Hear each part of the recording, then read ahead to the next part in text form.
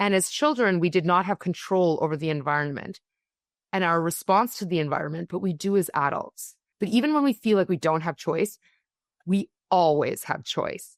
We can always choose how we respond or experience or feel about situations by reframing. So the starting point is to figure out, how, as an adult, did I come to hate myself?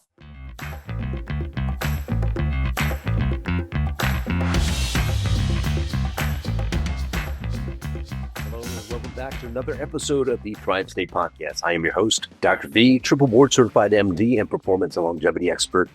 And on this episode, we go into a topic that is so near and dear to my heart. It's the topic of belonging and how that sense of belonging, the knowing that you are part of something bigger, not only activates your health, but optimizes your life and fuels your life and purpose into doing what you're meant to do in the world. Now, before we get into the podcast, let me invite all the newcomers into this place. I am Dr. V. This is a place where every week I have the opportunity to share my thoughts, as well as interview thought leaders and experts in the fields of biohacking, human potential, and longevity to give you the tools, the tactics, the insights, and the mindset shifts for you to achieve what I call the Thrive State. A state of being, of knowing, of feeling of your true self, your authentic self. And in that pursuit, in that being, you not only unlock health, you unlock longevity, and you unlock being able to perform at your very, very best, whether in your work, in your relationships, and the purpose you are here to achieve for the world. So if you're new to this podcast, welcome in. If you want to receive a lot of free stuff just to get your journey started on performance, on longevity, on becoming your best self, go to thrivestatestarter.com to get that. And if you haven't already, pick up a copy of my book, Thrive State, at thrivestatebook.com.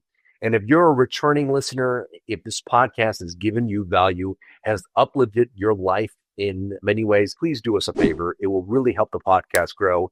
If you subscribe to this podcast, like this podcast, engage with it in the comments, and sharing this podcast episode with your friends and family members. Now on to today's podcast. This was actually part of a series that I did on mental health and emotional resilience.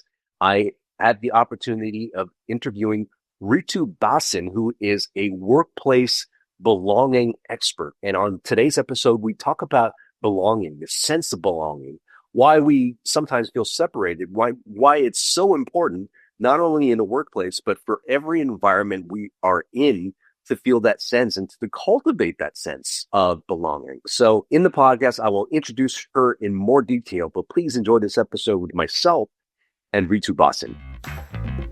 Hello, and welcome back to another session of the Thrive State Summit. And allow me to introduce to you Ritu Bhasin, who is an exceptional thought leader and advocate for inclusivity and authentic leadership. Her extensive background in leadership, workplace culture, and belonging aligns perfectly with our theme of mental health and personal growth. Renowned for her award-winning speaking engagements and global presentation, Ritu has impacted countless lives with her insights into authentic leadership, allyship, psychological safety, and empowerment. Her journey, marked by childhood adversity and the pursuit of authenticity, fuels her unwavering mission to create a world where everyone experiences a sense of belonging. Her bestseller, The Authenticity Principle, and her latest release, We've Got This, Unlocking the Beauty of Belonging, testifies to her commitment to fostering genuine connections and meaningful change. With a background in both the legal profession and mindfulness practices, Ritu's multifaceted experience speaks to the heart of our summit's mission. Ritu, welcome to the Thrive State Summit. Thank you so much for having me, Dr. V. It's a pleasure to be here. You know what? The longest time, I would probably say still recently, I've struggled with a sense of belonging. I would be in, big crowds of people accomplishing different things or looking different and just feeling a sense of anxiety. Now, in the past, I remember having to cope with this sense of unease with alcohol in that setting. And for me, I could say growing up as a refugee immigrant from Vietnam, feeling less than, feeling not enough, that I actually had to hide myself from expressing myself authentically to my parents at home and then other people at school. As an expert on belonging, can you explain potentially some of the root causes of these feelings of not being able to belong? So, absolutely. But let me just start by saying, first of all, Dr. V, like, I want to honor what you have just shared because it's like you're reading my heart. In fact, this is like not only the thrust of my first book, The Authenticity Principle, but it's like the root of my new book, We've Got This, Unlocking the Beauty of Belonging, where I talk about my own childhood struggles and my adulthood struggles with belonging. And as a child of immigrants and having a front row seat to watching my parents struggle with all of the inequities that come from looking so visibly different from a new community that you've moved into, and then having my own experiences as a survivor, deeply traumatizing, relentless, racist bullying that went on for years. And I can tell you that based on my work and research, the number one thing that strikes at our ability to belong, and when I say belong, I mean being honored and accepted for who we are. The thing that strikes at our ability to belong is the fear of judgment or the fear of bias. It's that people are going to take love and opportunities and experiences and acceptance away from us because they dislike who we are. And that fear is both perception, it's the, I think you're going to judge me, and it's real because people actually do. Yeah. Does that resonate? Does that resonate? Oh my God. As you're saying it, I'm getting goosebumps because, Yeah. and it was the strangest thing too. Sometimes you feel like, okay, we probably can belong at home, right? Because they look the same, but it's a different type of thing because sometimes, at least in my family, you're expected to be a certain way. And my ideas of wanting to do media and entertainment as a child were always like, Yeah. what, we didn't travel through Vietnam for you to do that. Who are you? And your feelings and your thoughts and your dreams were put down. And then you go out to the outside world, and oh wow, you're a chink with smelly food that you take to school with Yeah. down clothes.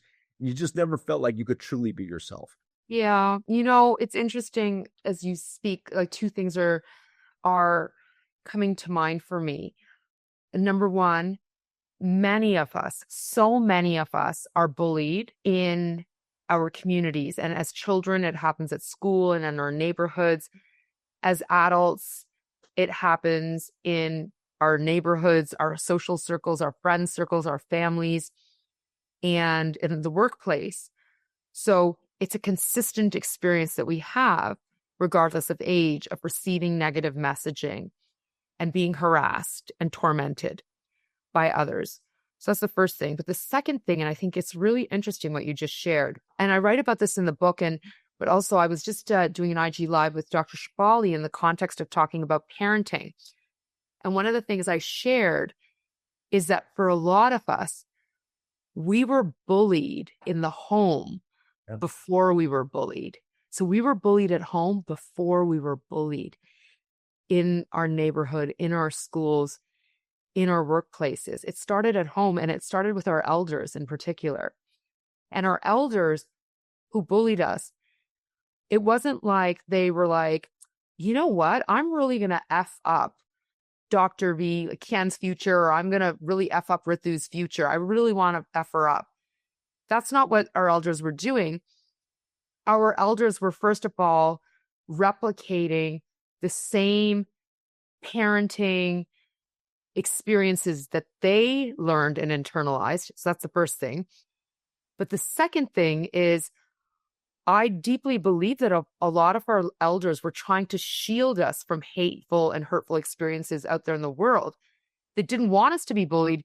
So they thought, okay, this really loud way you laugh, or the fact that you want to do your hair like that, or more importantly, you are a boy, but you want to wear a skirt, that's weird. No, you don't.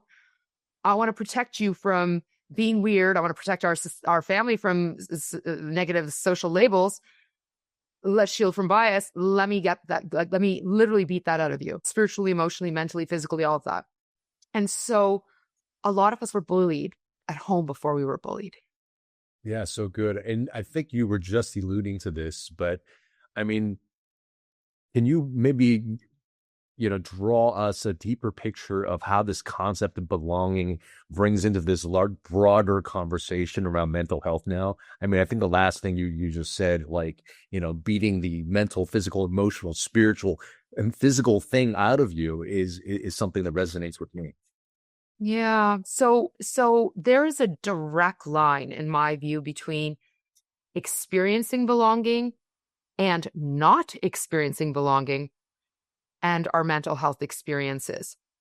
And so belonging, again, is about being honored and accepted for who we are, first and foremost by our own self. In other words, we must belong to ourselves. And this is what will inspire us to claim belonging with others, where we will, through both directly, indirectly, stand in our power and signal, you must honor me and accept me for who I am, because that's what belonging is about. And if you do not, I will draw boundaries. If we take a step back, and you will know this more than anyone else because you are a doctor, Dr. B. As human beings, we are animals. And as animals, we're governed by our nervous systems. Our nervous systems are clocking the environment, constantly looking for threat stimuli. Am I safe? Am I safe? Am I safe? Most of us are not worried about bear attacks in the forest. For most of us, that threat stimuli is, did you say my name right? Did you roll your eyes when I was speaking? Did you make a negative face when you saw what I was wearing? Did you even make eye contact? What was the tone of your voice like when you were talking to me? And so much more. And so it's these acts or signals in the environment that cause us to feel either safe or unsafe, and to feel like we belong or we don't belong. And as you know, and many of you joining us today will know, that if we constantly have these experiences of disrespect happen and our nervous system is constantly being activated, this is what thrusts us into fight, flight, freeze, fawn, annihilation, and more. And when we're constantly being activated, this is what leads to the dysregulation of our nervous systems, including trauma, including mental health challenges, including physical health challenges, and so much more. And so, in other words, when we constantly have hurtful and hateful things happen to us, it's dysregulating for the mind and body. And this can directly lead us to experience mental health challenges, in addition to physical health challenges. But the inverse is also true. When our nervous systems, when our bodies and our minds feel safe and in flow and at ease and settled in the presence of people around whom we feel belonging, this is when we feel the best and we feel good. And it is really not only healing for our nervous systems and our mental health, but it's vital for that. And so they go hand in hand, in my view. I hope you're enjoying the podcast so far. If you are, I just wanted to let you know, join our community. There's so many free resources and a great community of people that desire health, happiness, human potential, to have more in their life, more health, more energy. And when you have those two things together, you could create more happiness, more abundance, whether it be financial, romantic, all these things in your life. And if you're just starting out, you don't know where to go, just sign up for thrivestatestarter.com, because in there you're going to get a bundle of information that includes a longevity ebook, a longevity and performance resource guide, lecture notes that come from my keynotes at Google, at Fortune 500 companies, all the insights in that keynote in lecture slide form given to you. And then finally, breathwork. I share 3 powerful breathwork exercises to access calm, which really gives you clarity and peace during the day, to access energy if you need to wake up and really motivate yourself, and finally a breathwork routine that you could do every single morning so that you could be very intentional with how you create that day. You can find all this stuff delivered free to your inbox at thrivestatestarter.com. And our community is growing. If you want to be a part of a community of people that desire the Thrive State, that are really in Thrive State themselves, and help other people along with that, You could be a part of the community. You can get group coaching from me. We do breathwork sessions, meditation sessions, and you also get to drop in and participate in podcasts in the future. You could find more about the community at mythrivestate.com. That's mythrivestate.com. So check out those resources. You're not going to be disappointed. And please enjoy the remainder of this podcast. Yeah. Is that connecting? That's definitely connecting. I know you speak to corporations about inclusivity, diversity, and creating a culture of belonging. And on the other hand, we might be in environments that don't necessarily have the education. How can we empower ourselves as individuals, despite what the environment is around us and their level of awareness and connection, that we could start to even foster that level of belonging within ourselves? Or what are the necessary work that we could do within ourselves beyond what we could do, in the environment at this point? So one of the most important things that I talk about in my new book, We've Got This, and I'm going to show the picture of it. Oh my goodness, I hope you didn't see my laundry behind the scenes. I'm like, everyone, I hide my laundry when I'm doing podcasts by standing in front of it. It's amazing. Okay, you belong. I mean, in the spirit of authenticity, everyone, there's my laundry. And I really, and what you can't see is all the shit that's over here, all over the floor. But you know what? I'm real and I'm human. And so now you know I am. Okay. So one of the things I talk about at length in my book is that in order to live a life that's rooted in authenticity and belonging, first and foremost, number one thing we need to do is figure out what caused us to hurt, what caused us to feel ugly and unworthy and unlovable. And we have to start here because for a lot of us, this is a childhood experience that we bring into adulthood. And as children, we did not have control over the environment and our response to the environment, but we do as adults. Even when we think we don't have choice, Dr. V, and I know you know this, but even when we feel like we don't have choice, we always have choice. We can always choose how we respond or experience or feel about situations by reframing. So the starting point is to figure out, how, as an adult, did I come to hate myself? How did I come to believe that I'm unworthy? What happened to me as a child that has caused me to feel inferior, like an imposter, and so much more? Once we have a good understanding of that, this is what enables us to turn to do our healing work, to undo the negative neural circuitry we have in our minds, to create new neural circuitry, but also to rid our bodies of the trauma and the pain and the stress we're holding. So step one, figure out why it is that you hurt. In fact, here's a takeaway for everyone joining us today. When you think back to your childhood experiences or even your young adulthood experiences, what's one or two things that happened to you that really caused you to feel hurt and pain that come to mind immediately? And just one thing or two things. And then I want you to, over the next while, start bringing your mind back to those experiences and asking yourself, like, what happened? Who hurt me? What's the impact it's had on me? So we start exploring that. Step one. And you're with me? Yeah, with you. Okay. Step number two is for us to focus on what I call my core wisdom or core wisdom. So core wisdom is the inner knowing that we hold that causes us to go within and say, this situation that I'm in right now, like let's say you're in a meeting with your boss or your team, you're in a team meeting and everyone's talking and they're all chiming in. And you tried a few times, but someone cut you off, or like you notice that no one's really paying attention to you. And suddenly you're feeling really upset. Your core wisdom says, stop.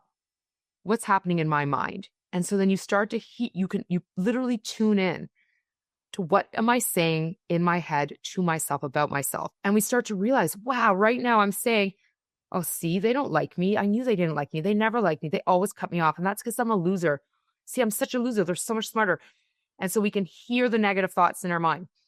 But also we're clocking that in my body. Okay, now I'm sweating and I feel queasiness and I feel the heaviness on my chest and I'm starting to physically shut down.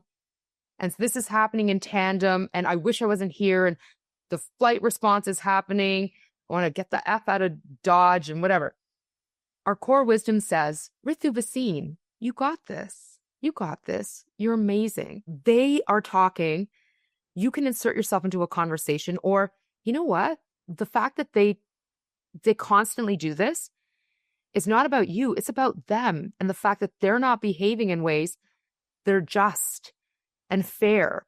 And maybe actually this isn't the team for me. And that desire that I've been feeling for a long time to look for another job, work for another team where I feel seen, this is the time. And it's scary, but this is the time to do it. So we're in our mind, we're engaging in the self-coaching, but we're also in our body feeling the stress and anxiety rush through us.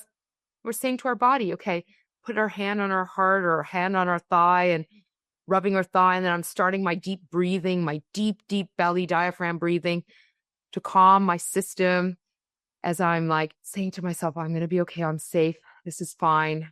I'm going to stand in my power, and I'm doing my self-coaching.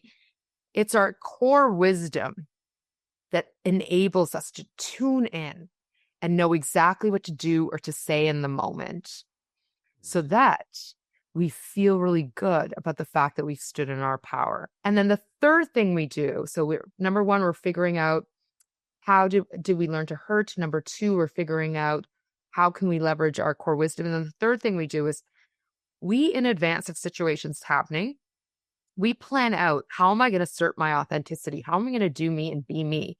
So for example, let's go back to that meeting. I constantly am interrupted at these meetings, and not again, no more. So I have another team meeting, and the next time someone interrupts me, here's what I'm going to say at the meeting. I'm planning it in advance. I'm visualizing it. I'm scripting for it. I talk in the book a lot about the power of scripting, like writing out in advance what you're going to say. So the next time I'm speaking and Simon goes to interrupt me, I say, just a moment, Simon, I want to complete my thought. And so that I have the words ready to go and I'm ready for it. And by the way, we do this with our family. We do this with our friend, our spouses, our team members, our leaders, randoms on the street.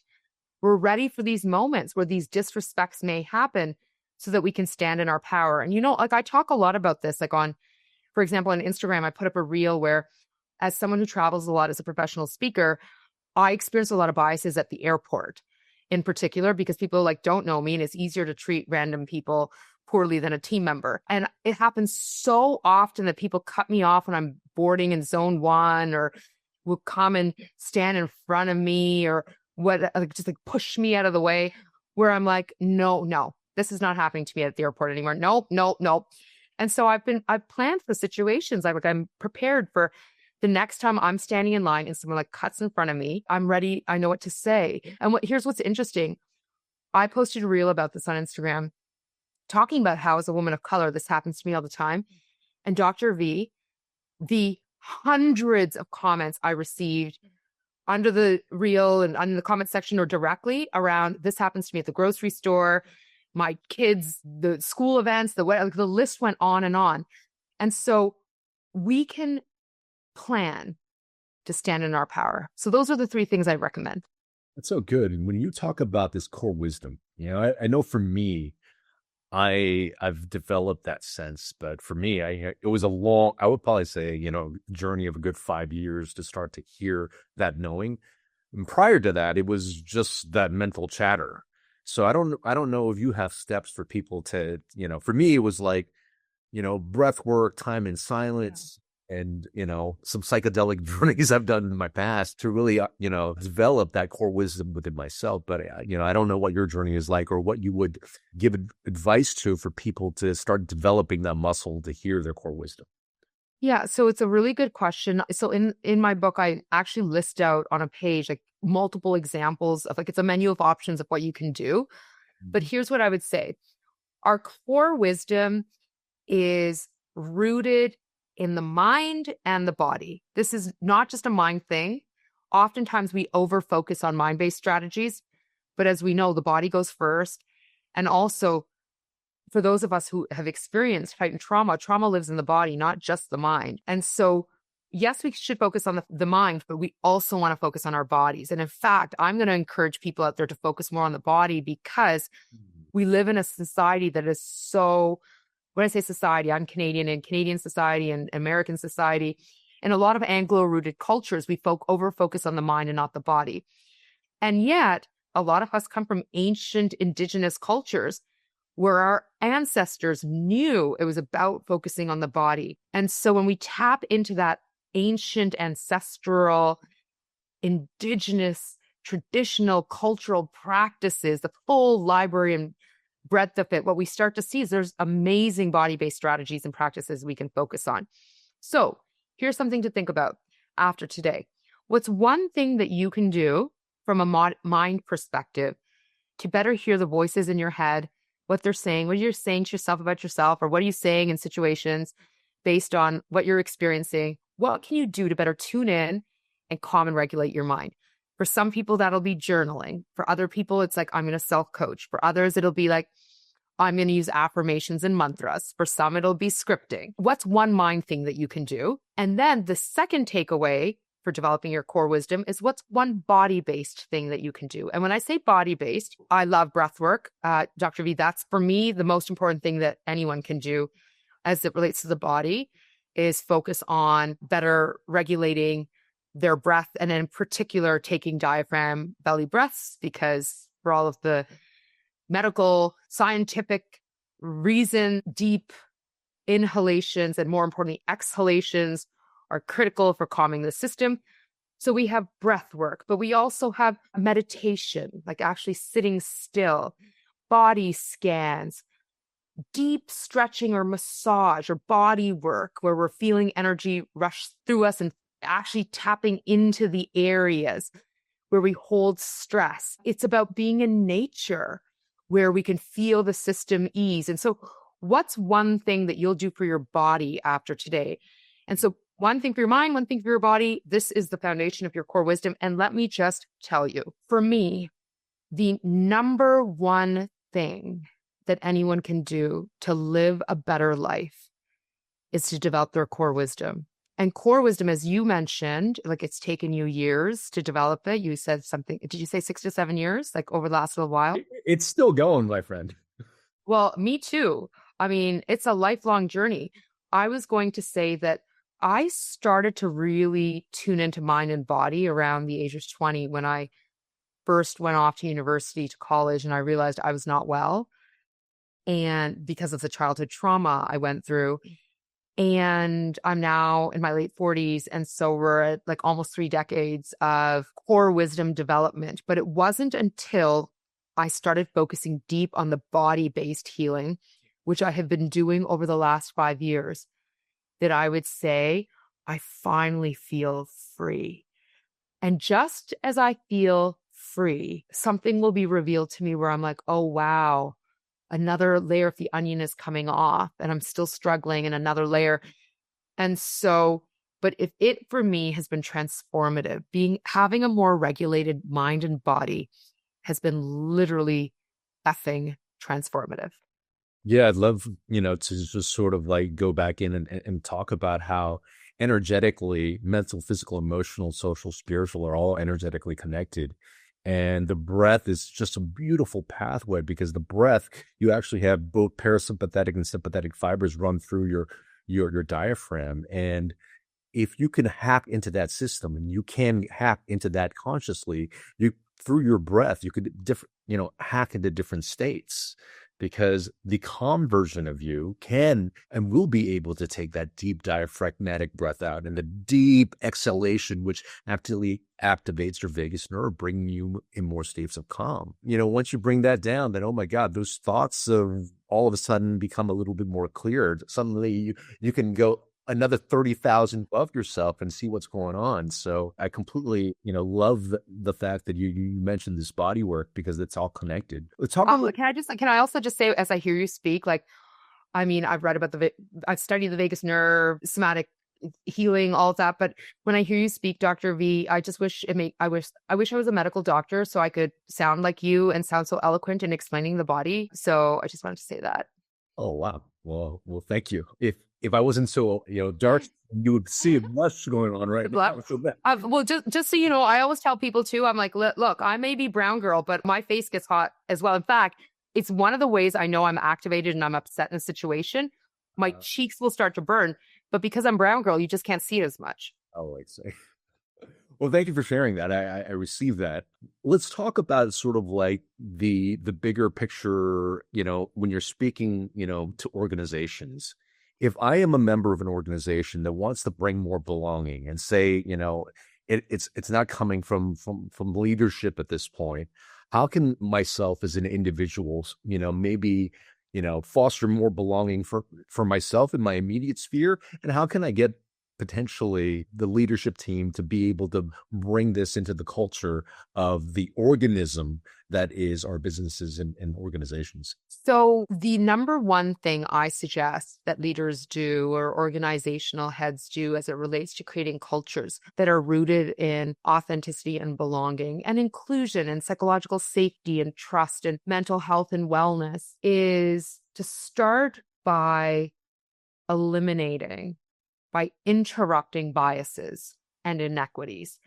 Because let's go back to something I was saying earlier around what is the number one thing that strikes at our ability to belong? It's the fear that I'm going to be judged and the reality that I'm being judged.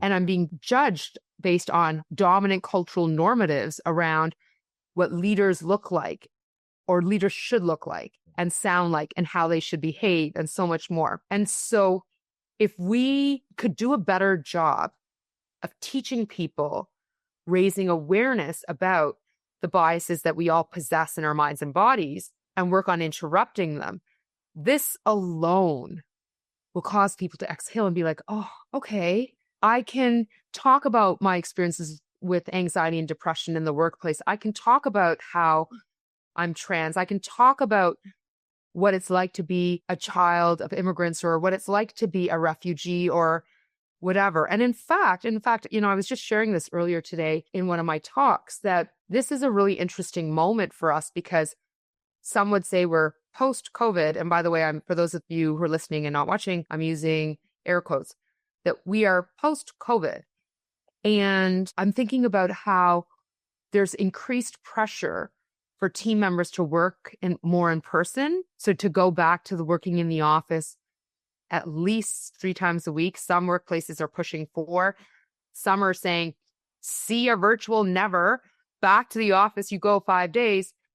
And yet we know from the research that many people prefer to work virtually. And in fact, when you dig deeper, a lot of people who come from equity-seeking communities, those of us who experience heightened biases like women, like people of color, like people from the LGBTQ plus communities, people who have lived experiences with physical and mental health challenges, would much prefer to work virtually. Why? Because it's easier to care for yourself and care for your beloveds when you're working virtually. But another reason that people really would prefer to work virtually is to shield from biases. It's when I come into the environment, you judge me more. When I come physically into the work environment, you're going to judge me more. And I'm going to have to deal with the experiences of having to morph and conform and change who I am. And I can't. And so bias disruption is paramount. That's the first thing I would say to leaders. And then the second thing I'd say to leaders is committing to exhibiting more vulnerability and courage and showing their authenticity. In order to create cultures where people can be who they are and share their vulnerability and their shame and their fear and their insecurities and so much more, we need leaders to do this. We need leaders to talk about their mental health challenges. We need leaders to talk about the shame and the lack of worthiness they felt because they grew up being othered or felt like a lonely only and so much more. Why? Because it signals to people on our teams, I'm a safe person around whom you can share because I understand how hard it is, the struggle to belong. But I also know what it looks like to claim belonging. And I'm doing this for me, and I want you to do this too. And so those are the 2 takeaways I have for leaders. Wow. So beautiful. Thank you so much for your wisdom. Before we get to the gift that you want to give our VIP members, where do people find you and your work online in the etherwebs? I love when people connect in with me. I'm a chatty human being, both like verbally, as you can see, and also typey. So you can connect in with me on LinkedIn because it's professional and let's all be professional. But the best place to connect in with me, because it's where the fun stuff lives, is Instagram. It's Ritu _Bhasin. And you must check out my empowerment site, ritubhasin.com that's filled with all kinds of resources, tips, strategies, sheets, free resources to help you.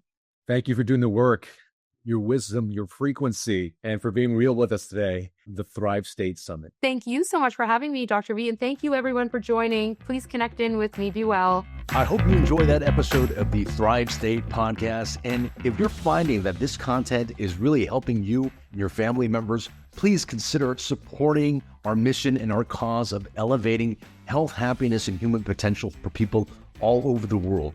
You can do so by making sure that you subscribe to this podcast, sharing it with your friends and family members, and leaving us a 5-star review wherever podcasts are heard. All these things are going to really help elevate the show and to give us the resources to continue to bring more content just like this to yourself as well as the people that you love. If you haven't already, you might want to consider joining our community. We actually have a community where people get to engage with me in group sessions where we do breathwork, meditation, where we do challenges together, really to be able to get us access to health, happiness, human potential so that we could have longevity and performance in our life as well. You can check out our community at mythrivestate.com. That's mythrivestate.com. And if you haven't already, pick up a copy of my book, Thrive State. It really gives you all the tools, the pillars that you need to create a blueprint to control the energetics of your life. Who are you? How do you show up in the world? The choices that you consistently make create an energy in your body, and you can control this. And when you can control that, you also control the messages you give to your DNA that gives you access, again, to optimal health, longevity, and peak performance. And let me also just share a free gift to you. If you haven't already, please pick up my longevity and performance bundle where I share lecture notes, ebooks, breathwork exercises, and longevity and performance resources at thrivestatestarter.com. Thank you so much for being a part of this community. Thank you for helping us grow. Remember always, my friends, that you are your best medicine.